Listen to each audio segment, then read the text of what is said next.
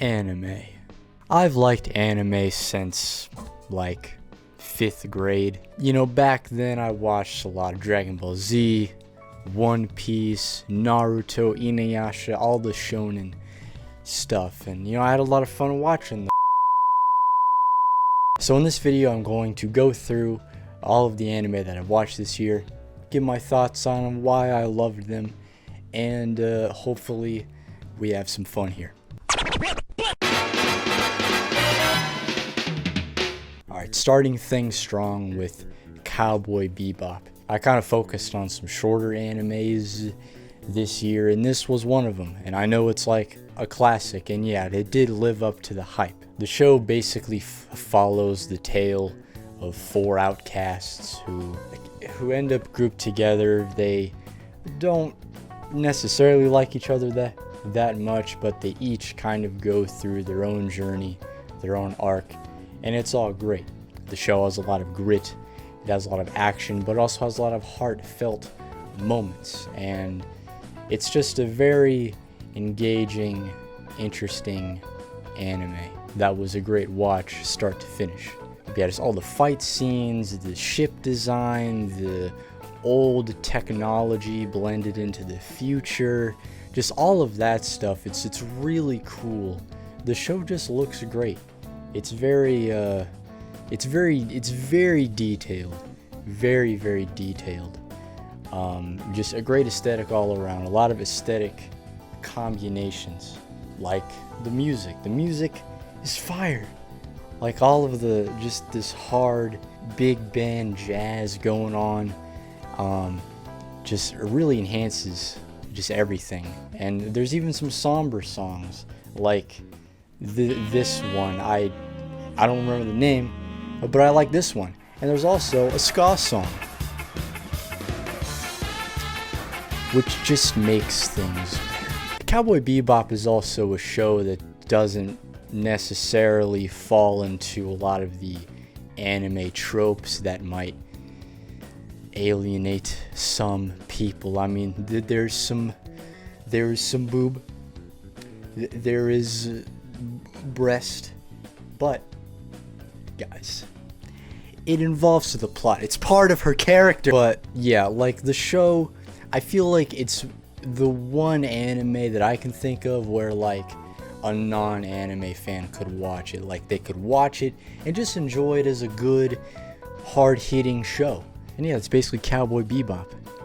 Great show. Probably my favorite anime I've watched this year. But that doesn't mean the other ones are bad, because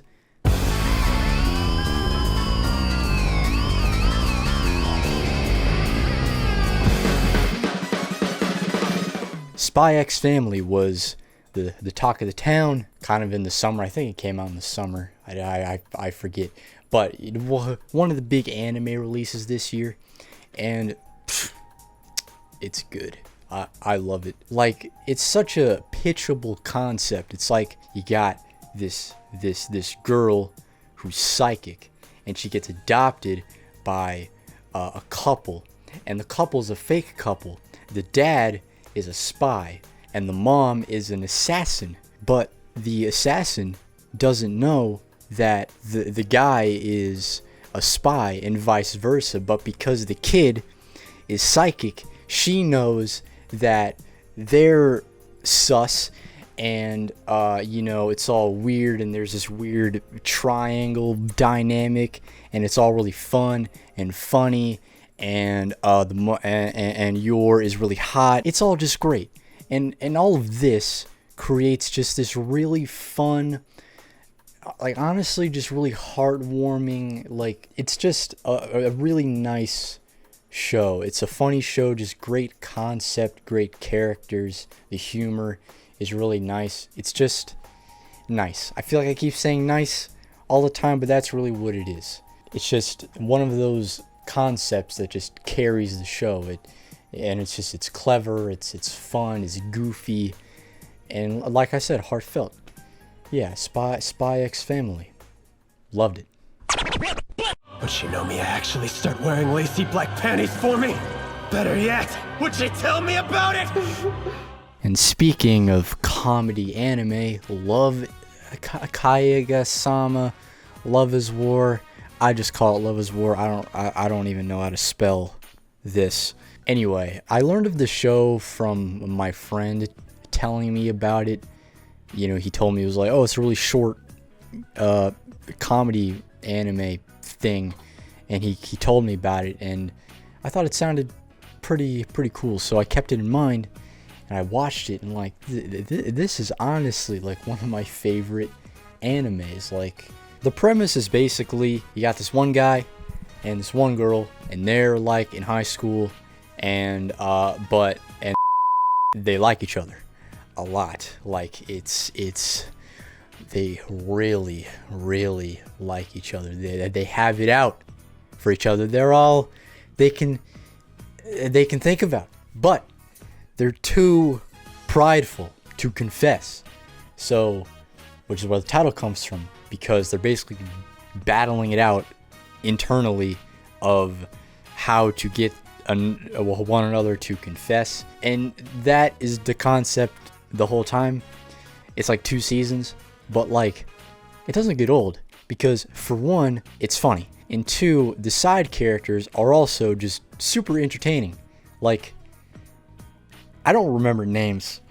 Pink-haired girl, funny pink hair girl, she's really funny. And then you have bootleg Persona 3 protagonist, he's pretty funny. And then you have bootleg Marcy from Peanuts, and then this girl who was actually kind of annoying, but she was still fine. You know, you just have this nice batch of characters that are really funny, and the situations are just great. Like, they're ridiculous and just simple, just played up so absurdly that I can't just help to laugh. Yeah, I absolutely loved Love is War, like one of my favorite animes that I've seen, and some other people feel that way as well, which is pretty nice. Yeah, go watch it if you like funny stuff. Shut up, computer.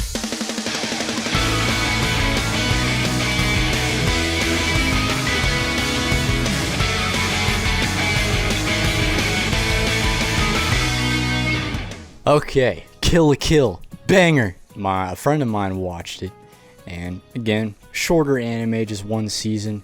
Looked like a lot of fun, and yeah, it was.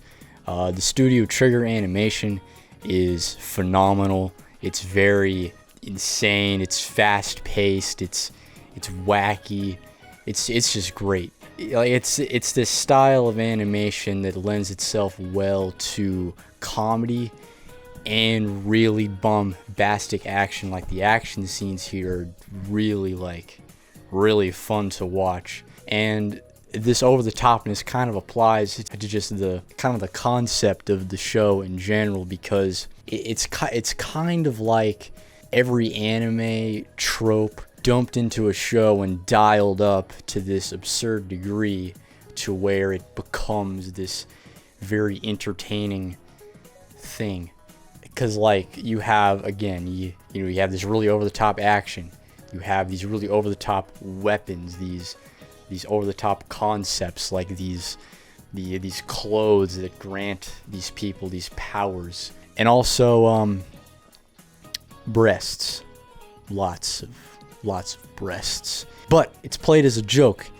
I guess if you don't find that funny, it could be annoying, but I think it's funny because, like, when they transform into their superhero things, it's like the Sailor Moon transformations, but explicit, and it's kind of funny. But yeah, like, I had a blast watching this show. Like, it's not always, goofy, over the top, ridiculous, because a lot of it is goofy, but it also knows when to be serious. And I think when it is serious, it's really good, especially like towards the end with the stuff with her mom. I don't remember anyone's name. And also Mako, that's her name. I remember her name. She's a lot of fun. Her family is really funny, although her dad, in fact, her whole family is really sus for wanting to see the one girl naked. I need to look up her name. Ryuko. The family wants to spy on Ryuko naked, and Ryuko is like 17. Pretty sus. How about my foot makes contact with your ass? Sound good to you? Yes. 1, 2, 3, 4, 5, 6, 7, 8, 9, 10, 11, 12, 13, 14, 15, 16, 17, 18, 19. But anyway, Mob Psycho 100. Yet another great show with a great premise. You basically got this kid named Mob who has these psychic powers. He can use them to defeat espers and ghosts and other creatures of the sort. It's a show that, for me, I found interesting because it kind of works almost like a shonen, but better. Like, it feels like a shonen, but it's different. Like, you have these slice of life elements. Mob's character is a lot more passive. He doesn't always want to fight. He'll only fight if he needs to, if these people or these creatures are bad. And I find that pretty interesting. So, you know, you kind of have this kind of refreshing take on something that I've watched for a long time. And it just created a very compelling show. Just great characters like Reagan. Reagan is an incredible character. I love him a lot. He's also basically the anime version of Saul Goodman. I have not been keeping up with season 3 because I can't stream it very easily. But from what I've seen, you know, it's good, but I don't know if it's quite as good as how good season 2 was. I do hate looking at this, though. This freaks me out and it makes me uncomfortable.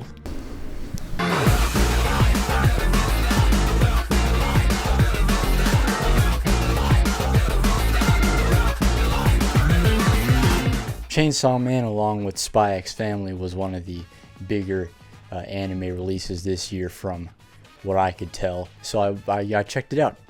And, you know, it's probably my least favorite anime that I watched in 2020 too, but it's still really good. I still really enjoy it. It definitely has a bit of a unique vibe to it, you know.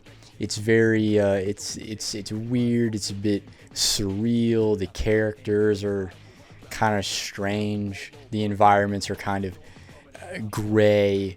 You know, there's not like, it's not very like bright, and it's also pretty violent.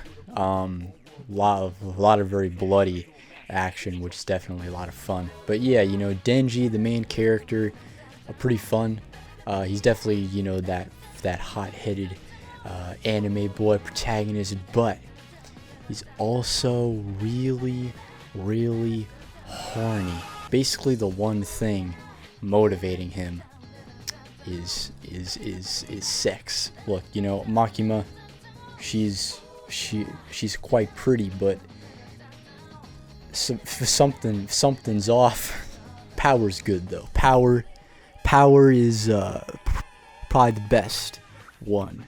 Although she's pretty crazy. Not sure if I can say too much else about the show. Like, we're only on like season 1. I don't know if it's like the first half of season 1 or whatever, but well, I'm definitely looking forward to where the show will go from here, because I'm sure it'll get even more wild and insane. At least that's what I hope. Wait, I think that's... Yeah! Round 2. Now, speaking of wild and insane, this is a 6-episode OVA series thing that I was interested in for a while. I would see the name on Toonami years ago, but you know, I gave it a chance. I was what? Yeah, like, despite it being such a short little show, it's nuts. I don't even know where to begin. It genuinely wasn't until the second to last episode where I understood what was happening, which I don't know if that's a me problem or if the show was really written in such a confusing manner. But yeah, it's a very strange show, but it's also really good. You know, I kind of had no idea what was going on, but when I finished it, I still came out having really thoroughly enjoyed it, and I would most definitely watch it again, perhaps get a bit of a firmer grasp of what was going on. Basically, this show is about a 12-year-old kid who's, you know, going through puberty. You know, he's changing. It's kind of a coming of age story. At least that's what I read on Wikipedia. But then this alien girl comes in, hits him on the head with a bass guitar, and that opens a portal in his head that is connected to this corporation that houses like these robot mech things, and every time his hormones act up, the robots get teleported out of his head into the city that he lives in, and this kid, he's like battling with this he likes this this alien girl, but you know, he's kind of confused because he's got this other girl that he kind of likes, and he's kind of, you know, being all weird and hormonal about it. But the alien girl doesn't really care about him because she's just trying to manipulate him to liking her, so the hormones locked up, and then it'll like teleport this spirit thing that the alien girl is in love with.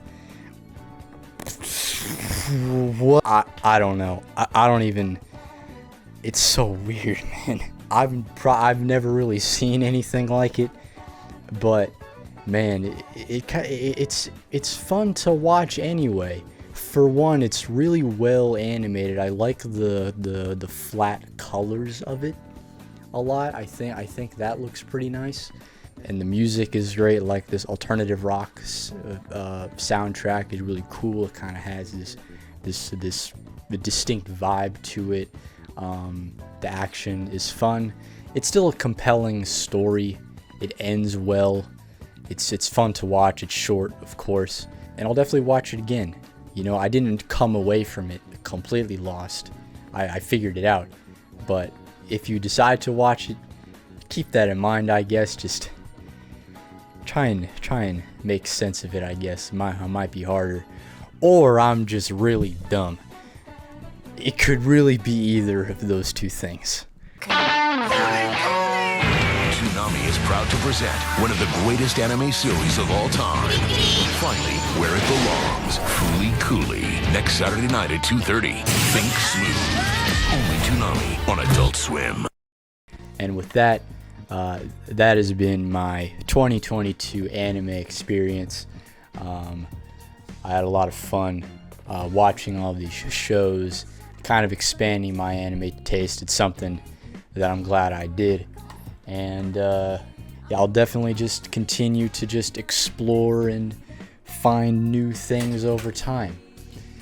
And I'm sure next year, you know, I'll find some more favorites. I hope you enjoyed this little video.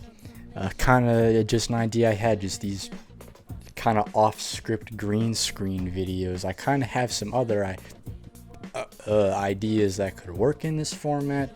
Obviously, I think I need to get a bit of a better lighting setup going here. But let me know what you think of this video, and if you want to see me do more in this vein. And with that, I'll see you next time.